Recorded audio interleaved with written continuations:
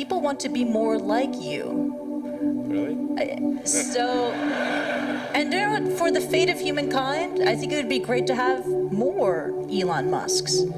So what do we need to do to become more like Elon? I don't know if it's, I think it maybe sounds better than it is.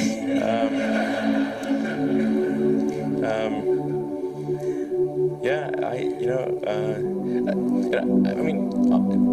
honestly, like there's a friend of mine who's got a great saying about creating a company, which is trying to build a company and have it succeed is like eating glass and staring into the abyss.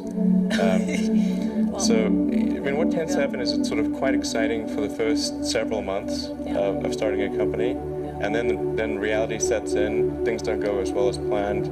Customers aren't signing up.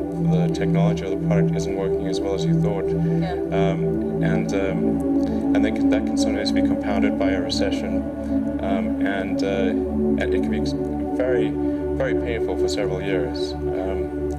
So I think, frankly, starting a company, I would advise people to have a high pain tolerance.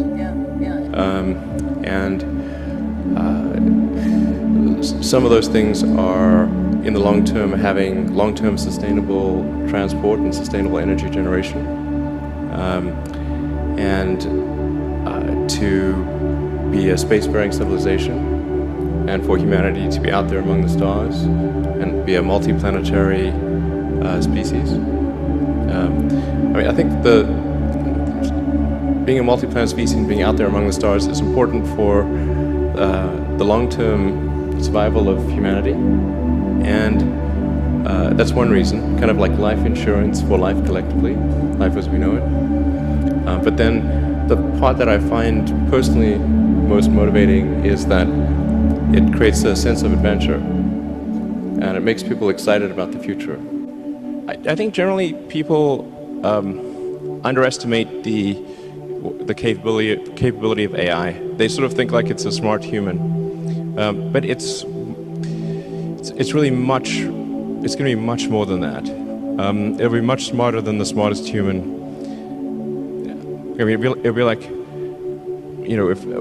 can a chimpanzee really understand humans? Not really. We just seem like strange aliens. They mostly just care about other chimpanzees, and this will be how it is, more or less, in a relative. In fact, if the difference is only that small, that would be amazing. Probably it's much greater. So, the biggest mistake that I see artificial intelligence researchers making is assuming that they're intelligent. Yeah, they're not compared to AI. And so a lot of them cannot imagine something smarter than themselves, but AI will be vastly smarter, vastly. Called college smartness. People like us, street smart, we never scared of that. We think it's a great fun, and we want to change ourselves to embrace it. I don't know, man, that's like famous last words. Let me tell you, AI is, you look at sort of the rate of advancement, just in general, the rate of advancement of computers is insane. Like a good example would be video games. If you go back 40 years ago, 50 years ago maybe, you had Pong. That was just two rectangles and a square. Now you've got photorealistic real-time simulations with millions of people playing simultaneously. If you assume any rate of improvement at all, these games will be indistinguishable from reality. You will not be able to tell the difference. Either that or civilization will end. Those are the two options.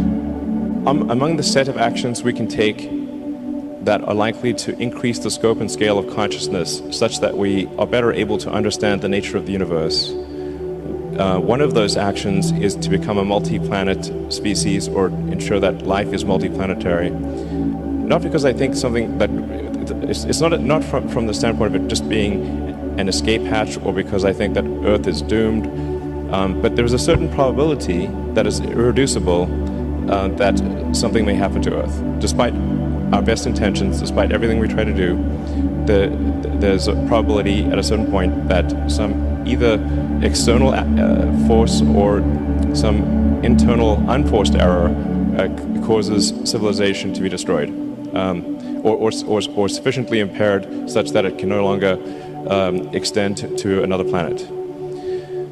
It's hard to say. Like, let me put it another way.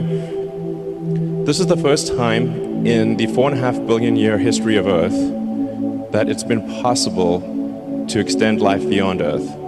Before this, it was not possible. How long will this window be open? It may be open for a long time, or it may be open for a short time. I think it would be wise to assume that it is open for a short time, and then let us secure the future of consciousness, such that the light of consciousness is not extinguished. And we should try to do this as quickly as possible. That's my view.